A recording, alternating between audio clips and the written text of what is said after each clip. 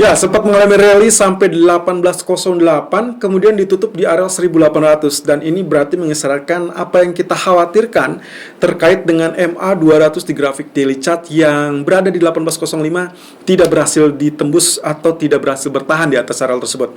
Di hari Senin, saya sempat mengatakan juga tanda-tanda yang akan dilalui adalah kalau memang ternyata gagal tembus. Itulah sebabnya kenapa pagi hari ini kami menyarankan untuk melakukan sell terlebih dulu, walaupun teritorinya belum tercapai. Nah, tapi saya ingin mengingatkan kembali, karena memang ternyata dia sudah mulai penurunan sampai 1796, ya, lalu kemudian sekarang bertahan di zona 1798. Tapi hati-hati, di sore atau menjelang atau mendekati kurang lebih rilis data ADP Employment Change yang akan rilis di jam 8.15, maka saya tidak sarankan Anda untuk melakukan sell kembali di 18.05. Justru yang diharapkan adalah kita melakukan switch strategi dengan catatan-catatan penting yang sudah saya kemukakan di grafik H4. Ada catatan penting di situ bahwasanya kalau ternyata ADP Employment Change-nya dirilis lemah, maka kita harus switch strategi menjadi arrow buy. Tapi dengan harapan pula bahwasanya yang terjadi di pagi hingga sore atau bahkan menjelang malam itu adalah penurunan lebih dulu. Sampai saat ini penurunan sudah terjadi dan itu sudah sesuai dengan harapan.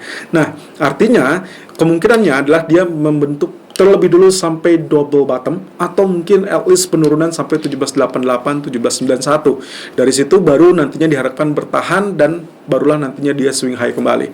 Nah, tapi poin kedua adalah kalau memang ternyata data ADP-nya surprisingly well atau surprisingly bagus, artinya ini akan menjadi kekuatan untuk dolar dan emas bisa saja tertekan.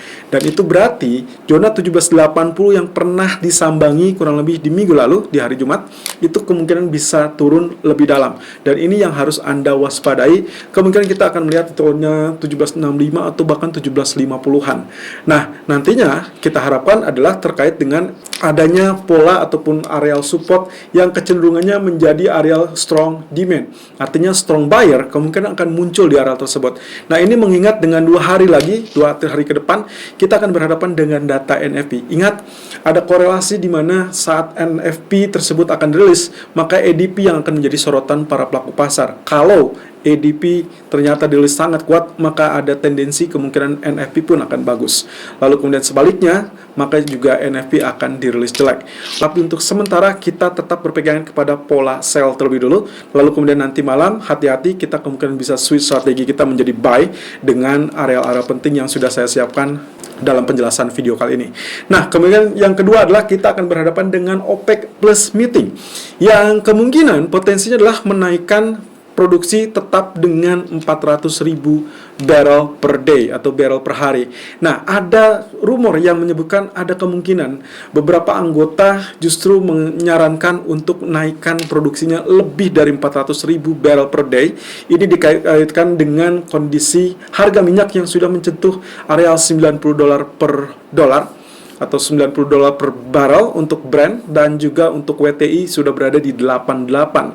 Oleh karenanya, saya ingin warning saja kepada Anda, kalau ternyata OPEC menyebutkan lebih dari 400.000 barrel per day, maka kemungkinan minyak bisa saja anjlok sampai teritori $82 atau bahkan lebih. Artinya kita akan berhadapan kembali tembus di bawah $86.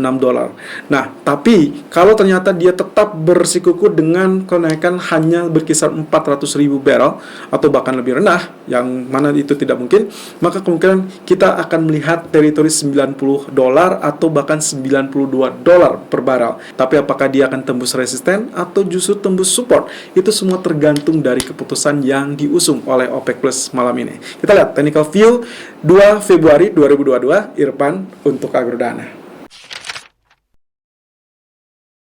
Technical outlook 2 Februari 2022 jam 12:24 waktu Indonesia bagian Barat. DXY dan juga Treasury Yield. Kita lihat lebih dulu dari DXY grafik 4 yang mana ternyata terjadi penurunan persis di areal yang kita arsir atau yang kita tandai sebagai zona support. Nah, nantinya kalau memang ini kembali ditembus, maka kita harapkan dia akan turun ke area support kedua. Walaupun kalau kita lihat lagi, masih ada lapisan-lapisan lainnya yang bisa saja terjebak ataupun dalam pola tekanan. Nah, but anyway, kalau kita perhatikan dari garis besarnya saja, Di grafik daily kita sempat memperkirakan seperti demikian. Ternyata betul ya, terjadi penurunannya sesuai dengan tanda panah yang kita tandai dengan prospek ataupun proyeksi dari ini adalah sebagai evening star. Seperti biasa, evening star itu terdiri dari long bullish candle, lalu kemudian ada doji ataupun kita sebut dengan reversal candle, dan kemudian long black candle. Nah, berarti kita masih bisa melihat ini dalam pola penurunannya, walaupun Anda bisa lihat sendiri yang sebelumnya menjadi resisten, lalu kemudian ditembus lagi menjadi area support, dan sekarang menjadi area resisten. Yang jelas area support berikutnya harus kita tandai lagi, kurang lebih sekarang berada di teritori ini, dan ini berarti nempel dengan area running price sekarang. Walaupun demikian, bisa saja terjadi pantulan, sehingga itu yang akan kita cermati berikutnya. Jadi ada asumsi seperti ini, atau mungkin saja justru dia malah mengalami kenaikan. Nah, ini yang harus kita waspadai. Oke, lanjut ke dengan outlook dari US Treasury Yield, yang ternyata potensi dari grafik keempatnya pun sama ya, dia mengalami penurunan, kemudian mendekati area support dari trendline. Anda bisa lihat di sini untuk sementara waktu dia flat, lalu kemudian kalau kita tarik dengan resisten trendline seperti ini di puncaknya, maka kita perhatikan ini dalam pola pergerakan pennant ataupun segitiga. Nah, otomatis yang saya khawatirkan nantinya akan terjadi pola seperti demikian.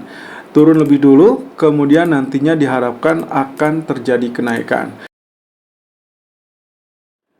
Technical view gold 2 Februari 2022 jam 12:29 waktu Indonesia bagian barat. High 1801 atau 1801.40 dan low 1796.90 sejauh ini, dan running price sekarang berada di 1798.40, kembali di bawah 1800. Apa yang terjadi? Kalau Anda ingat dengan apa yang sempat kami sampaikan di live streaming hari Senin, dan juga termasuk gold outlook atau gold daily chart yang sempat kami share dalam 2 hari terakhir, kami sempat memberikan kode ataupun tanda bahwasanya selama dia tidak berhasil tembus di atas MA 200, atau lebih tepatnya ditutup di atas MA 200 daily chart, maka kemungkinan potensinya dia masih berada dalam bayangan tekanan. Dan itulah persis yang terjadi. Walaupun dalam 2 hari terakhir, di hari Senin dan Selasa, kita sudah sempat lihat kenaikannya yang cukup bagus ya, sampai teritori 1808.50. Tapi sayangnya lagi-lagi Anda bisa lihat di sini, tailnya cukup panjang ya. Kemudian ini mengisyaratkan adanya rejection di zona resisten, termasuk di MA-nya ya. Lalu kemudian kita juga perhatikan dari garis biru ini apa? Garis biru ini adalah garis trendline yang memang sudah sempat ditembus minggu lalu. Nah, inilah yang membuat kenapa dia tertekan kembali di bawah 1800. Dan pagi tadi kita sudah memberikan rekomendasi untuk melakukan sell, walaupun tidak terkena 1803 ataupun 05 ya. Tapi yang jelas ini polanya dalam pola penurunan, karena candle kemarin ditutup dengan shooting star. Nah, tapi hati-hati juga, kita masih tetap ini bisa saja digagalkan in case ternyata data ADP Employment Change nanti malam akan dirilis dengan data yang lemah, karena memang prediksinya atau perkiraan dari ekonom dia akan berada di angka 207K berbanding previousnya 807K.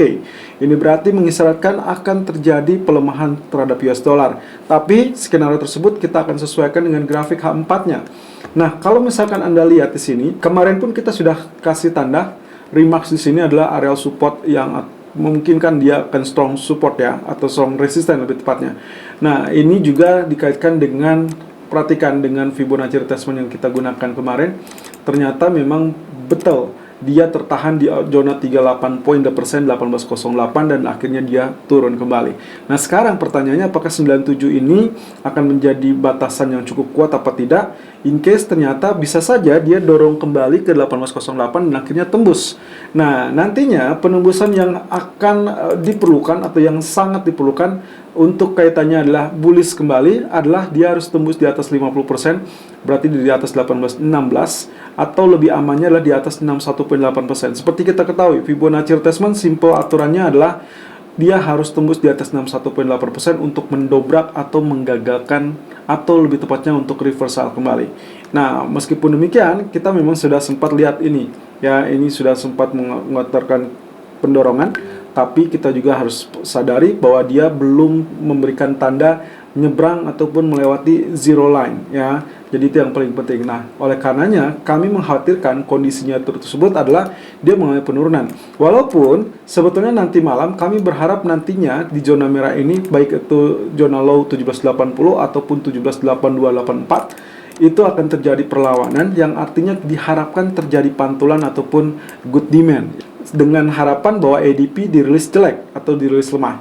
Artinya kalau memang ini betul-betul terjadi sebagai double bottom, swing low tersebut akan saya manfaatkan untuk men-switch strategi saya dari posisi sell di pagi hari sehingga sore hari. Nantinya kita akan harapkan terjadi rebound sebagai pola double bottom. Yes, double bottomnya bisa Anda tarik sampai teritori ini atau cukup di area merah. Nah, nantinya kalau memang ini terjadi bottom lalu kemudian tembusannya, itu berarti kita bisa handalkan atau harapkan terjadi kenaikan lebih tinggi dari 61,8%. Walaupun nantinya akan ada rintangan di teritori yang mendekati di kisaran 1826, 27. Nah, oke. Kalau seperti ini, maka skenarionya sangat mulus.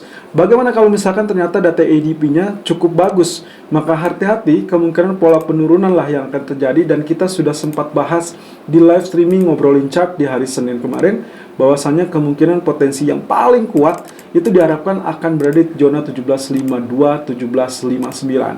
Nah, apakah ini bisa terjadi? Well, kita masih harus tetap melihat lebih dulu nanti malam. Lalu kemudian dikaitkan dengan grafik H1 yang kita juga sudah memiliki teritori yang sama, dan kita sudah tarik seperti ini. Lalu kemudian kalau Anda perhatikan juga tertahan ya, sehingga mungkin 1801 kalau memang dia dites kembali, itu menjadi isyarat untuk dia terjadi penurunan. Dan diharapkannya lagi-lagi yang terdekat adalah 80, tapi mungkin saja kita akan mengandalkan teritori yang pertama atau yang terdekat adalah 91. Jadi itu yang mengakibatkan strategi untuk hari ini kami memberikan rekomendasi untuk melakukan sell on rally, dengan catatan sell on rally tersebut berada di 1803 atau 05. Tapi tadi sudah lihat ya, di posisi ini dia sudah tembus dari garisnya, sehingga kita asumsikan saja bahwasanya kita akan mendapatkan pullback sampai 1800, dan itu menjadi zona sell kita. Dengan catatan pula, ini berarti asumsi hanya berlaku sampai sore atau menjelang rilis data ADP. Rekomendasi baik itu double bottom, skema A, atau justru skema B yang terjadi bisa disesuaikan dengan kondisi data ekonomi nanti malam. Lalu kemudian kita akan menghadapi dengan OPEC Plus meeting ya. Kemarin kita sudah sempat memperkirakan kalau memang ternyata dia tembus resisten 8,50-an boleh follow buy, tapi ternyata sampai saat ini dia tertahan 8868. Kemarin pun bahkan dia hanya sampai 52 ya, 8852. Kemudian dia turun sampai ke teritori 8700 atau 86 lebih tepatnya. Ya, ini ya. Jadi kalau kita lihat dari grafik daily-nya, lagi-lagi yang membuat saya khawatir adalah kondisi candle-nya. Anda perhatikan 1, 2, 3, 4 candle seperti ini sangat diragukan dan sangat riskan untuk bullish karena dia ditemukan di area resisten ya. Kalau misalkan melihat dari ekspektasi yang kemarin kita sempat sampaikan di live streaming, maka kita mengharapkan potensinya adalah tetap pada rencana kenaikan output 400.000 barrel per hour atau per hari ya. Lalu kemudian yang poin 2 dan poin ketiga kemungkinan itu adalah positif sehingga bisa mendorong untuk harga minyak kembali naik.